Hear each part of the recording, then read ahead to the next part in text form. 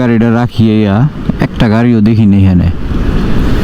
আর সকালে যখন ঘুমের তুইটা গাড়িটা রিসিভ করতে যাই বা গাড়িটা নিয়ে বের হইতে চাই, তখন বের হওয়ার জায়গাই পাই না।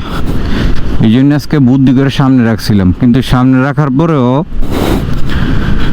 গাড়িটার মধ্যে আমি যাইতে পারতাছি না। এই যে গাড়িটা, এটা তালা লাগায় রাখছিলাম, যদি তালা না লাগায় রাখি গাড়ি মনে হয় যে ফিসাবিলি লয়ে যাবো। দেখতে দেখতে পারতেছেন পুরোটা মনোরেলের নিচে কতটা জায়গা জুড়ে গাড়ি আর কি।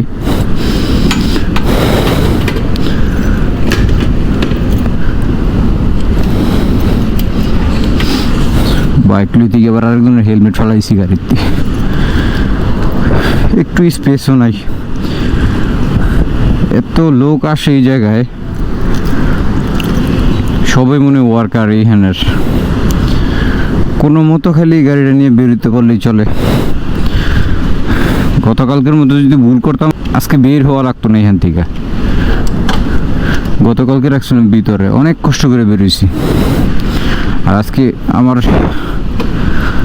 সুবিধা মতো বাইকটা রাখছি যে মনে হয় বিজি হইতে পারে, মনে হয় অনেক গাড়ি হইতে পারে, এই জন্য সামনে রাখি।